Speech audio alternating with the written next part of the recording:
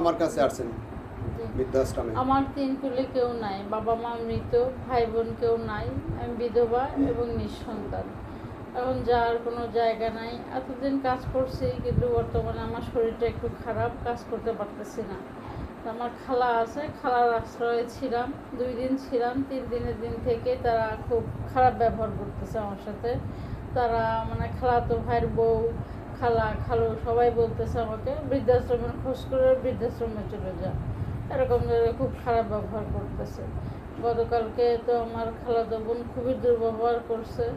আর না পেরে আমি কি করব, আমার জিনিসপত্র আরও আছে, শুধু পরনের কাপড় নিয়েই আমি বাড়ি থেকে বের হয়েছি। বের হয়ে তারপরে এই ভাইয়ের নম্বর ছিল আমার কাছে, ভাইকে আপনার নম্বর আর কি আপনার কাছে কল দিলাম। কল দিলে তখন আপনি বললেন যে ঠিক আছে আপনি এতে যান। আমার কাছে কোনো টাকাও ছিল না, মাত্র 20টা টাকা ছিল, সেটা দিয়ে কাউন্টারে আসছি। তারপরে আপনি কাউন্টারের সাথে কথা টথা বলে ওখানে করে দিলেন, টাকা পাঠালেন। ওখানে ওই বাস ভাড়া নিল 500 টাকা, আর বাকি টাকা দিয়ে আমি কিছু খাইছি আর কি। কালকের আগের দিন রাতের থেকে এই গতকালকে এই জাপিটাকে টাকা পাঠানোর পরে কিছু খাইছি, আর এখানে এসে গোসল করে খাওয়া দাওয়া করছি, এইটাই। এখন এই অবস্থায় আমি একটু যাবো কোথায়? ধরেন বয়সও হয়েছে, কোথাও কাজ পাচ্ছি না, তাছাড়া শরীরটাও সবসময় ভালো থাকে না, মাঝে মাঝে খারাপ থাকে। ওই সময় আমার রেস্টের খুব প্রয়োজন হয়, কারণ যার জন্য আমার এখানে আসা। আপনাদের গ্রামের বাড়ি কোথায়? আমার জন্মস্থান যশোর, কিন্তু এখন তো আর যশোরে কিছু নাই। বাবা মা মারা গেছে। আমার মায়ের জমি ছিল যশোর টাউনের উপরে, আমার মায়ের জমি ছিল 5 কাঠা, কিন্তু সেই জমি আমার মামা মানে কি বলবো, আমার মারে পড়ায় পটায় বিক্রি করে সে টাকা মেরে দিচ্ছে আর কি। এখন তো আর আমার কিছু নাই। তারা ওই আত্মসাৎ করে রাখছে হ্যাঁ, টাকাগুলো। টাকা পয়সা তারা সব আত্মসাৎ করছে। ভাই আপনার আর ভাই আছে? ভাই বোন না আছে? না, আমার আপন কোনো ভাই বোন নাই। এক মায়ের এক সন্তান আমি আপনি? আমি যখন 2 মাস পেটে, তখনই আমার বাবা মারা যান। পরে মা আর বিয়ে শাদী করেনি, আমাকে নিয়েই ছিলেন। মা মারা গেছে 2013 সালে। তাহলে আর সয় সম্পত্তি তো নাই যেগুলো না, বিক্রি করে? সয় সম্পত্তিও নাই।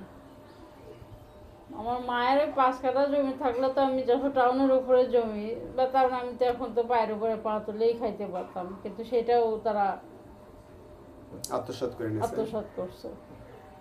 তারপরে বিয়ে করছিলেন? হাজবেন্ড মারা গেছে। আপনার হাজবেন্ডও মারা গেছে? জি। তো এই জন্য আর বাচ্চা টাচ্চা? না, হাজবেন্ড মারা গেছে কত বছর আগে? হাজবেন্ড মারা গেছে 2003-এ। তারপর আর বিবাহ বসার জন্য? না।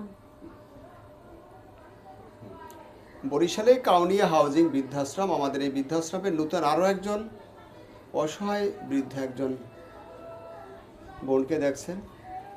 তিনি আমাদের এখানে আশ্রয়ের জন্য এসেছেন, মধ্যবয়সী। অনেক সময় দেখা যায় মানুষ বিভিন্ন বয়সে বিভিন্ন কারণে একেবারে নিঃস্ব হয়ে যায়, অসহায় হয়ে যায়। তার ভিতরে আজকে আমরা এই যে বোনকে দেখছি, এরকমই মানুষ যারা আছে সমাজে পড়া অসহায় মানুষ, ওয়াল ঠেকে গেছে, মানুষের যাওয়ার কোনো পথ থাকে না। তা আমরা তাদেরকেই মূলত আল্লাহর রাস্তায় এখানে থাকতে দেই এবং আমাদের সাধ্য মতন দুমুঠো খাবারের ব্যবস্থা রাখি। আর শুভাকাঙ্ক্ষী যারা আছেন আমাদের ভিডিওটি শেয়ার করবেন। আপনাদের শেয়ারের মাধ্যমে আমাদের যারা একটু সাহায্য করতে পারে তাদের কাছে যেন আমাদের ভিডিওটি পৌঁছে দেয়। বর্তমানে আমাদের কাছে 65 জনের উপরে মানুষ, বৃদ্ধ মানুষ এখানে আশ্রয় নিয়েছে। বর্তমানে আমাদের আর্থিক অবস্থা ভালো না, খাদ্যেরও সংকট আছে।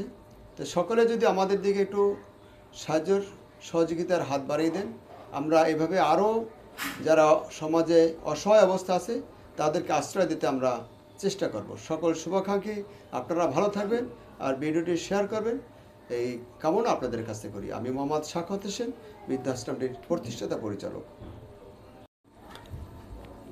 মানুষ একজন বৃদ্ধ মানুষ দেখলে তাকে অসহায় অবস্থায় সহায়তা করে, আর একটি ছোট বাচ্চা যখন একটি সমস্যায় পড়ে বা অসহায় অবস্থা থাকে তাকেও কিন্তু মানুষ সহায়তা করে। কিন্তু মধ্যবয়সী যে সমস্ত মানুষগুলো আছে, অসহায় অবস্থায় আছে, বিভিন্ন কষ্টে যন্ত্রণায় ভুগতেছে, তাকে কিন্তু মানুষ সহজে আগেই আসে না।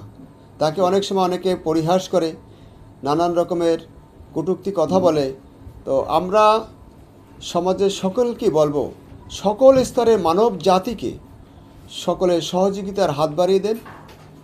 আজকে আমরা এই বোনটিকেও আমাদের জায়গা থেকে আশ্রয় দিয়েছি, আর আপনাদের জায়গা থেকে আপনারা সাহায্য সহযোগিতা করবেন, এই কামনা আপনাদের কাছে।